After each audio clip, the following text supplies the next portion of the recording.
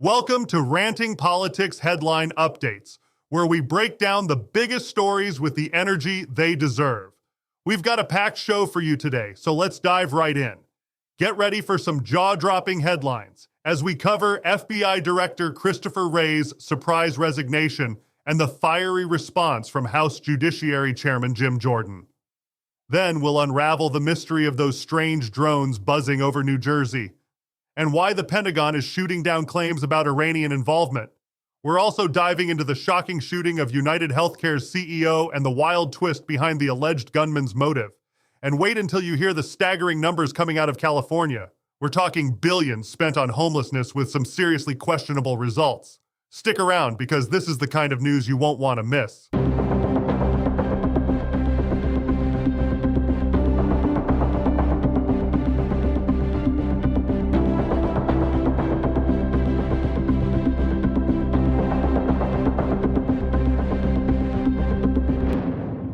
Big news shaking up the FBI today as Director Christopher Wray announces he's stepping down after 7 years at the helm.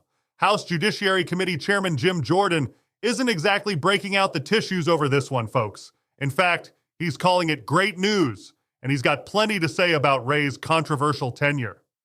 Jordan's been pulling no punches, blasting Wray for what he calls a series of concerning actions during his leadership.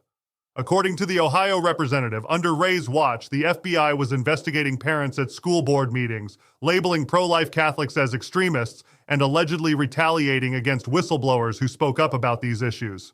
And let's not forget the headline-grabbing raid on former President Trump's home. But here's the kicker. Jordan's made it crystal clear he's not done digging. Even with Wray heading for the exit, the House Judiciary Committee's oversight isn't letting up. Jordan's hinting at some upcoming Inspector General reports that he says will shed even more light on what's been happening behind the scenes at the Bureau. As for the timing, Jordan's not exactly surprised by Wray's decision to step down. As he put it rather bluntly, when the president nominates someone to replace you, you've got to go, man. And speaking of replacements, Trump's already got his pick lined up, Kash Patel, who's reportedly been making the rounds on Capitol Hill, meeting with senators ahead of what's sure to be an interesting confirmation hearing. The mystery of those unexplained drones buzzing around New Jersey's skies just got even more interesting, folks.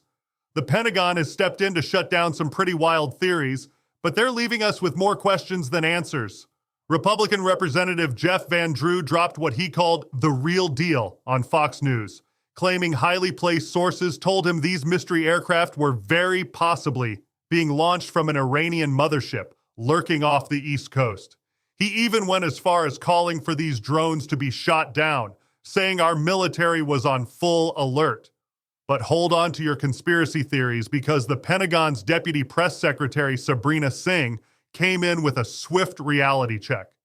According to Singh, there's absolutely no Iranian ship off our coast, no foreign mothership launching drones toward the United States, and no evidence that these UFOs, that's unidentified flying objects, not aliens, are coming from any foreign entity or adversary.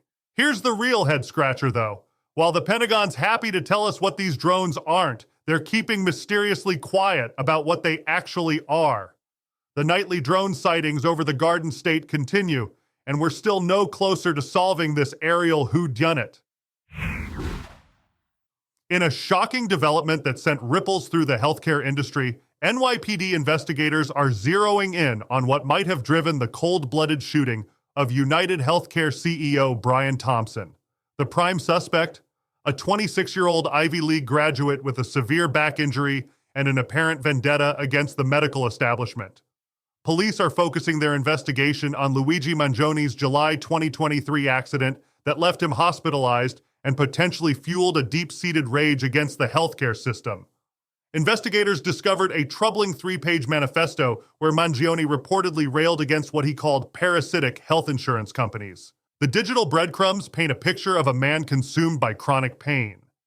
Mangioni's social media accounts featured X-ray images showing numerous screws inserted into his spine, and his online reading list included 5 books about chronic back pain.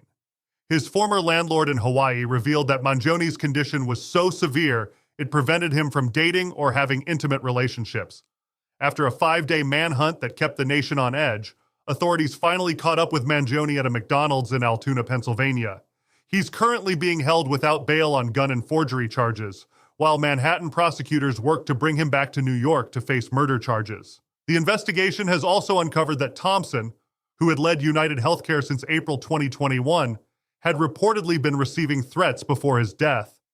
The CEO's shooting, which police described as a brazen, targeted attack, occurred outside a luxury midtown hotel and has sparked intense discussions about security for healthcare executives and the broader implications of healthcare-related grievances turning violent.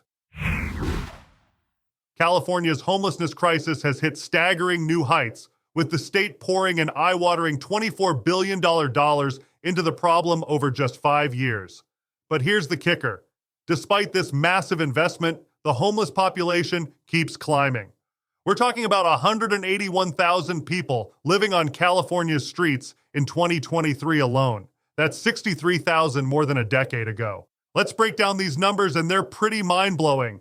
In the 2021-22 fiscal year, California spent about $42,000 per homeless individual. That money went into everything from housing assistance to mental health services. But the results? Well, they're raising some serious eyebrows. Even Governor Newsom isn't happy. He's gotten tough, threatening to withhold $1 billion from cities and counties over what he calls inadequate homelessness plans. This summer, he laid down the law. Clear those encampments, or kiss your state funding goodbye. As he put it, I want to see results. I don't want to read about them. I don't want to see the data. I want to see it. But here's where it gets really interesting. The state auditor just dropped a bombshell report that's basically calling out the California Interagency Council on Homelessness for dropping the ball. They're saying there's poor accountability, sketchy tracking of where the money's going, and a serious lack of results to show for all this spending. Down in Los Angeles, Mayor Karen Bass is trying to tackle this head-on with her $250 million Inside Safe program. She's claiming some wins, saying they've moved over 21,000 people indoors since December 2022. But city officials are starting to ask some hard questions about taxpayer money being spent at 4 different government levels. The root causes of this crisis are complex. A UC San Francisco study found that nearly half the homeless population lost housing where they weren't on the lease, while about a third had their names on official housing documents before ending up on the streets. What's really shocking? The average person had just $960 monthly income before becoming homeless. Looking at these numbers, one thing's crystal clear. Throwing money at the problem isn't enough. California's spending billions, but without proper oversight and accountability, it's like trying to fill a bucket with a hole in it. The state needs to figure out not just how much they're spending, but how to make every dollar count in actually getting people off the streets and into stable housing. And that wraps up today's headlines on Ranting Politics. Remember to catch all our latest updates by following us on X at RantingRP, or head over to rantingpolitics.com for more in-depth coverage and our full episode archive. Until next time, keep questioning, keep thinking, and keep ranting about what matters.